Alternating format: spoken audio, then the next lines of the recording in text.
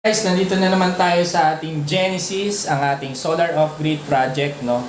So sa video ito, share ko lang sa inyo kung anong mga nagustuhan ko dito sa Samdom inverter, no? So, i-compare ko lang siya, syempre, dalawa lang yung naging inverter ko, guys, i-share ko sa inyo. So, ang una ko talagang inverter is itong Snadi. And ang pangalawa kong binili is ito ng Samdom. Itong ginagamit ko ngayon sa setup. So, ang una kong gusto dito sa Snadi is intelligent yung fan niya, which hindi siya laging naka-on, guys.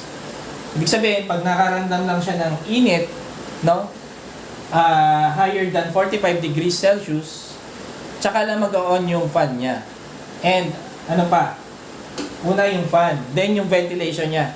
Yung ventilation niya, guys, is magkabilang side siya. May butas. So, isa pa yun sa nagustuhan ko sa kanya, guys. Okay, guys, ito yung Snadi natin, no? So, i-compare ko lang. Kasi yun lang, dalawa lang yung inverter natin, no? Hindi ko naman sinasabing hindi okay yung Snadi, guys. O, okay na brand to, no? So, yung Snadi, guys, is ang ventilation niya is ano lang, isang side lang yung may butas. Ditong side lang na to. Kung saan ko nilagay yung fan. Dito sa side na to. And dito, plain metal siya. And then yung blower niya, guys, nasa top and lagi siyang on. Hindi siya namamatay, no? Pag binuksan mo yung Snadi, bukas na rin yung kanyang blower. Ito, guys, yung pages sa Samdom, no? So ito meron siyang separate button dito.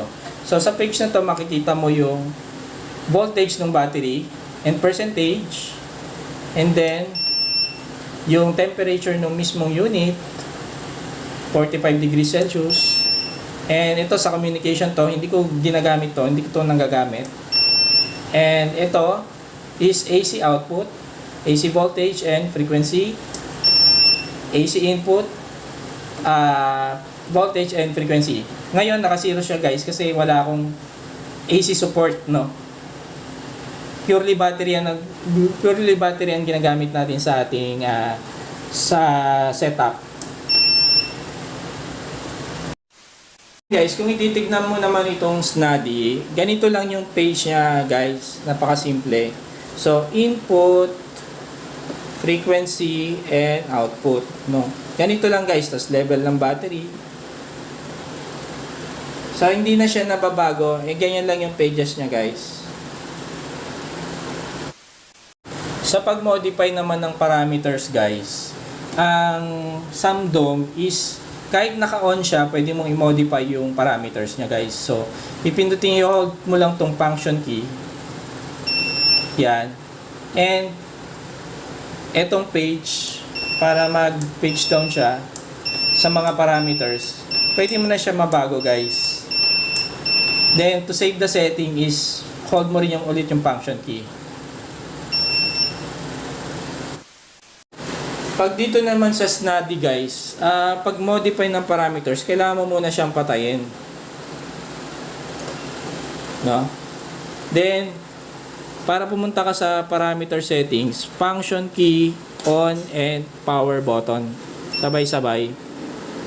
And, ando ka na dun sa kanyang parameters.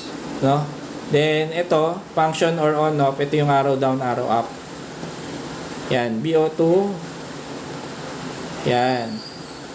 Makakapag-modify ka na yan, guys. Kung gusto mong i-modify, kung may gusto kang i-modify dito. Hold mo to para mag-switch siya dun sa kabila. Yan. And, yan o. Up and down to.